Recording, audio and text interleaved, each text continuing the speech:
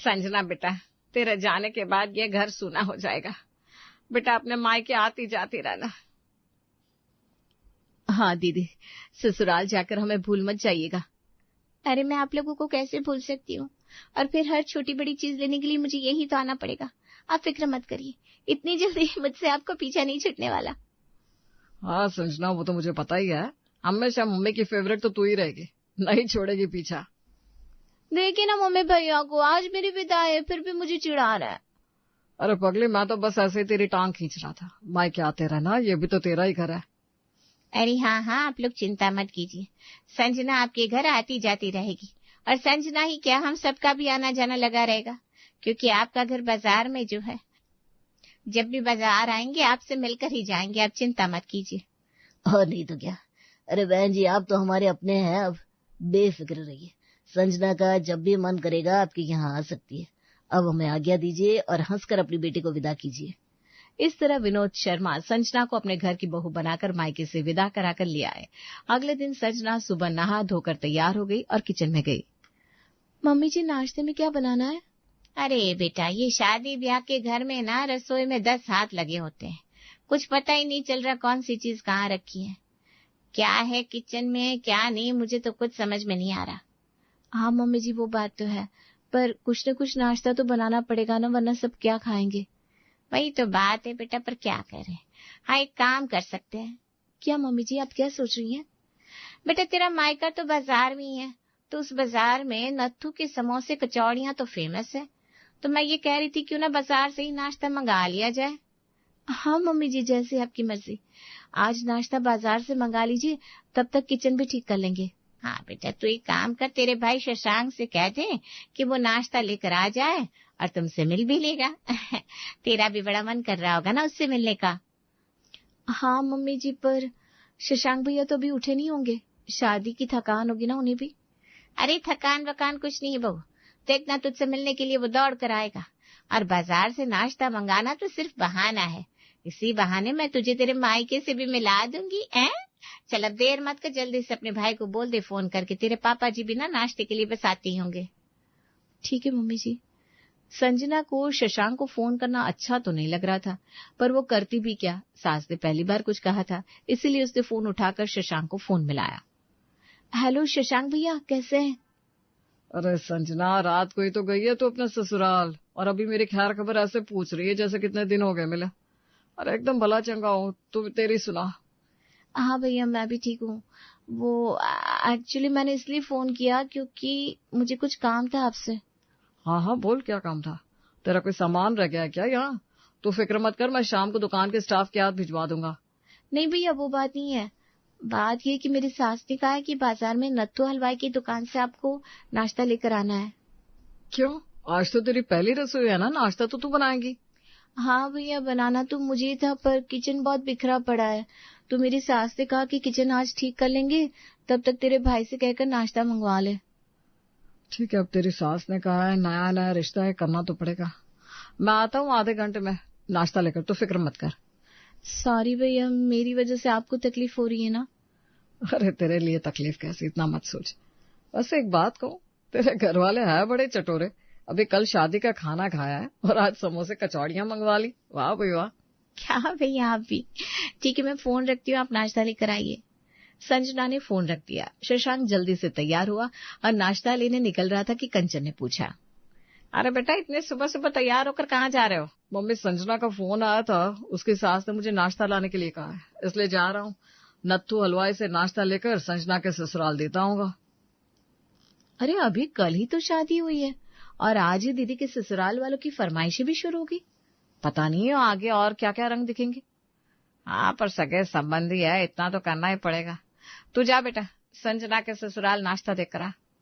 अब शशांक ने जाकर नत्थू के यहाँ से समोसे कचौड़ियां सब खरीदी और संजना के ससुराल नाश्ता दिया आया। संजना ने सबको नाश्ता सर्व किया। अरे आज तो नत्थू की कचौड़ियां हैं, वाह भाई वाह, मजा आ जाएगा आज तो नाश्ते में। इतनी सुबह कौन गया था बाजार, किसने लाई कचौड़ियां?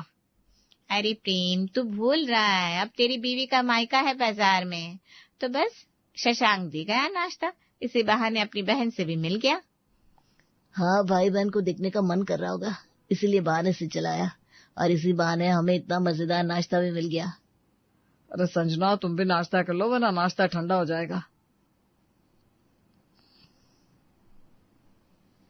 मम्मी जी कैसी हैं? पहले तो खुद बोलकर कचौड़ियां मंगा ली और अब कह रही है कि शशांक भैया अपनी मर्जी से नाश्ता लाया है। हाँ संजना बेटा, बैठ ना, तू भी नाश्ता कर ले। आखिर तेरा भाई इतने प्यार से तेरे लिए कचौड़ियां लेकर आया है। इसी तरह पूरे परिवार ने मजे लेकर नाश्ता किया, फिर सब अपने काम में लग गए। दोपहर के 12 बजे शीला सरस्वती से मिलने आई। सरस्वती जीजी, क्या कर रही हो? अरे शीला, बड़े दिनों बाद याद किया अपनी जीजी को, आजा बैठ। अरे जीजी, मैं तो अभिषेक की शादी का न्योता देने आई थी। आप सबको जरूर आना है शादी में। हाँ हाँ जरूर आएंगे, और शादी का कोई काम हो तो बोल देना। हाँ जीजी, आप तो अपनी है, आपको नहीं तो किससे बोलूंगी। अच्छा, मैं कह रही थी संजना का मायका बाजार के अंदर है ना? हाँ तुमने सही कहा, कहो कोई काम था क्या? जीजी, मैं सोच रही थी शादी की शॉपिंग करनी है तो क्यों ना वहीं से की जाए।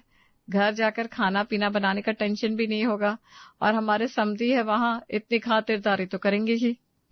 हाँ हाँ शीला, ये बात बिल्कुल सही है। तभी संजना वहाँ चाय नाश्ता लेकर आती है शीला के लिए। मम्मी जी, ये कौन है? पहचाना नहीं मैंने। अरे बेटा, ये शीला है, मेरे चाचा की बेटी, मतलब मेरी चचेरी बहन और तुम्हारी मौसी। नमस्ते मौसी जी। खूब खुश रहो। संजना बेटा, तू भी तैयार हो जा, मैं तुझे तेरे मायके लेकर चलती हूँ। हाँ बेटा, शीला को अपने बेटे की शादी की शॉपिंग करनी है, तो उसने सोचा तेरा मायका तो बाजार में है, वहाँ सबसे मिल लिया भी जाएगा और शॉपिंग भी हो जाएगी। चल, अब तो जल्दी से तैयार हो जा बेटा। अरे ये तो हद हो गई, मेरा मायका बाजार में ना हुआ आफत हो गई। सुबह भैया से कचौड़ियां मंगवा ली और अब मौसी जी के साथ पूरी फौज का वहीं धमकने का इरादा है। अरे मेरा मायका बाजार में है, मेरे भैया ने कोई होटल थोड़ी ना खोल रखा है। जा बेटा, जल्दी कर, देर हो जाएगी। हाँ ठीक है, मैं आती हूँ तैयार होकर। अब बेचारी संजना करती भी क्या, वो तैयार हुई और अपनी सास और मौसी सास के साथ अपने मायके चली गई। जैसे ही वे लोग वहां पहुंचे तो उन्हें देखकर कंचन ने कहा, अरे आप लोग अचानक यहाँ? क्यों बहन जी, नहीं आ सकते क्या आपके घर अचानक? हमने तो सोचा अपना घर है, चलो चलते हैं। अब हाँ क्यों नहीं, आइए ना, आइए, आप सब बैठिए। मैं तो बस ऐसे ही आप सबको अचानक देखकर बोल पड़ी है। अर्पिता बेटा, चाय नाश्ता ला, देख कौन आया है। और बता संजना बेटा, कैसी है तू? मैं ठीक हूँ मम्मी। अरे बहन जी, संजना को क्या होगा, अभी कल ही तो आपने भेजा है, बिल्कुल ठीक ठाक है, सही सलामत है। अच्छा, अर्पिता बहू से कह देना नाश्ता लाने की तकलीफ ना करे, हम खाना पीना खा कर ही जाएंगे। मम्मी, मैं किचन में अर्पिता भाभी की हेल्प कर देती हूँ। अरे संजना बेटा, अभी अभी तेरी शादी हुई है, अब अर्पिता अपनी शादीशुदा ननद से काम थोड़ी ना करवाएगी, तो बैठ आराम से। बहन जी, हम जरा बाजार जाकर आते हैं, अर्पिता बहू से कहिएगा खाने में ज्यादा कुछ ना बनाए, बस छोले पूरी, पनीर की सब्जी, मीठे में खीर, बस इतना ही बना ले। और हाँ, टिफिन भी पैक कर दीजिएगा, वो क्या है ना, बाजार करके थक जाएंगे, फिर घर जाकर खाना कहाँ बन पाएगा। बेचारी कंचन का मुंह ये सुनकर खुला का खुला रह गया, पर सरस्वती से क्या कहती, उसने भी हाँ कर दी। जी जी बिल्कुल, आप आराम से बाजार जाइए, बाजार से जब लौटेंगे तब खाना बना मिलेगा। अब सरस्वती और शीला बाजार चले गए। उनकी सारी बातें अर्पिता किचन से सुन रही थी उनके जाने के बाद। अरे मम्मी जी, ये तो पूरी बारात का खाना बनाने के लिए बोल गए, खाकर जाएंगे, टिफिन लेकर जाएंगे, इतना खाना मैं अकेले कैसे बनाऊंगी? अभी कल ही तो शादी हुई है और आज देखो कब से बस उनकी खातिरदारी में ही लगे हम। भाभी, आप बिल्कुल सही कह रही हैं, मुझे भी अच्छा नहीं लग रहा, पर क्या करूं, नया नया ससुराल है, कुछ बोल भी नहीं सकती। हाँ दीदी, मैं समझ सकती हूँ, इसमें आपका कोई दोष नहीं है, पर इन्हें खुद की तो अकल होनी चाहिए ना। अरे हमारा घर बाजार में है, इसका मतलब ये थोड़ी ना है कि कोई कभी भी चला आएगा। अब सरस्वती आंटी की कोई चचेरी बहन की बेटे की शादी है तो उनके पूरे खानदान को खिलाने का जिम्मा हमारा हुआ, क्योंकि हमारे घर बाजार में है। ये कोई बात हुई भला? अरे शांत हो जा अर्पिता बेटा, 1-2 दिन की बात है, फिर रोज रोज कौन ऐसा करता है।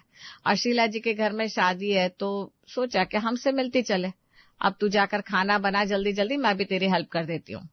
सबने मिलकर खाना बनाया उधर सरस्वती और शीला ने मजे से शॉपिंग की और फिर संजना के मायके में बैठकर आराम से खाना पीना किया, खातिरदारी करवाई और टिफिन लेकर संजना को साथ लेकर अपने घर आ गए।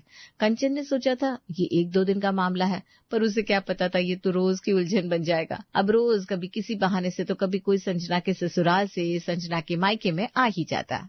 एक दिन, हेलो कंचन जी। हाँ बहन जी बोलिए, सब कुशल मंगल? हाँ सब ठीक ही है।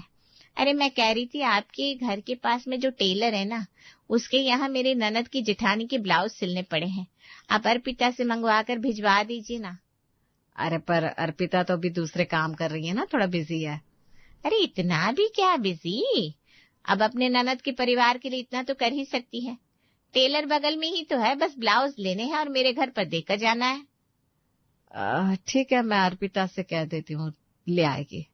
सरस्वती ने फोन रख दिया। अब कंचन के कहने पर अर्पिता ने टेलर से पहले ब्लाउज लिए, फिर संजना के यहाँ देकर आई। ऐसे ही कभी कुछ तो कभी कुछ संजना के ससुराल वाले उसके मायके में फरमाइश करते ही रहते। हद तो तब हो गई जब एक दिन प्रेम अपने कुछ दोस्तों के साथ संजना के मायके पहुंच गया। नमस्ते मम्मी जी, नमस्ते भैया भाभी। अरे प्रेम जी आप अचानक, और ये लोग कौन है? अरे ये मेरे दोस्त हैं, अनिल, विकास और सूरज। आज अनिल का बर्थडे है, हम सब खाना खाने बाजार में जा रहे थे। वो आपके घर के बगल में जो रेस्टोरेंट है ना, वहाँ तो वहाँ देखा तो पूरा रेस्टोरेंट फुल है। हाँ भैया, प्रेम ने कहा मेरा ससुराल तो यही बाजार के अंदर ही है, चलो आज तुम्हारा बर्थडे वहीं सेलिब्रेट कर लेंगे। शशांक भैया मैंने ठीक किया ना, आफ्टर ऑल अब ये भी तो मेरा घर ही है। हाँ हाँ बेटा, ये आपका ही घर है, आपकी जब मर्जी आए आप आ सकते हैं, बस पहले बता देते तो अच्छा होता। अरे मम्मी जी पहले बताने का क्या है, तैयारी तो कभी भी हो सकती है। मैंने रेस्टोरेंट वालों को खाने का ऑर्डर दे दिया है, कुछ ही देर में आ जाएगा। खाना बनाने की तकलीफ नहीं करनी पड़ेगी, बस थोड़े से स्नैक्स वगैरह देख लीजिएगा आप लोग। अनिल मेरा सबसे जिगरी दोस्त है, तो उसकी बर्थडे पार्टी शानदार होनी चाहिए। लो भाई, अब इनके लिए पूरी पार्टी ऑर्गेनाइज करो। अरे इन लोगों ने हमारे घर को समझ क्या रखा है, जब देखो मुंह उठाकर चले आते हैं। और सिर्फ खुद नहीं आते, अपने कहां से दूर के रिश्तेदारों को, अपने दोस्तों को, सगे संबंधियों को, सबको लेकर आते हैं, क्योंकि हमारा घर बाजार के अंदर जो है। हाँ बात तो सही है, ये कुछ ज्यादा ही हो गया, ऐसा नहीं चलेगा, कुछ ना कुछ रास्ता तो निकालना पड़ेगा। अरे प्रेम यार, गला सूख रहा है, तेरे ससुराल वालों से बोलकर कोल्ड ड्रिंक वगैरह मंगवाना। हाँ रुक मंगवाता हूँ। अरे भाभी, कोल्ड ड्रिंक और थोड़े स्नैक्स लेकर आइए ना, अब मेरी पार्टी के लिए इतना तो कर ही सकती हैं आप। भाभी प्लीज कोल्ड ड्रिंक में ना एक्स्ट्रा आइस डालिएगा, और स्नैक्स में काम करिए गर्मा गर्म पकौड़े बना लीजिए, बाकी खाना तो आ ही रहा है। ये सब सुनकर अर्पिता गुस्से में अंदर आती है और कहती है, मम्मी जी, शशांक जी, मैं कह देती हूँ, मुझसे और इनका ये सब नहीं सहा जाएगा। हाँ कोई रास्ता तो निकालना ही पड़ेगा। देखो मेरे पास ना एक प्लान है, अगर आप लोग साथ दे तो हम वो कर सकते हैं। अब शशांक ने सबको अपना प्लान बताया। प्लान सुनकर अर्पिता के चेहरे पर मुस्कुराहट आ गई। अब सबने जैसे तैसे प्रेम की पार्टी को खत्म किया। प्रेम और उसके दोस्त खाना खाकर पार्टी करके चले गए। अगले दिन विनोद ने कंचन को फोन किया। हेलो बहन जी, कैसी है? कल प्रेम अपने दोस्तों के साथ वहां पार्टी करने पहुंच गया था, आपको ज्यादा तकलीफ तो नहीं हुई ना? अरे नहीं भाई साहब, ऐसी कोई बात नहीं है, बाजार के अंदर घर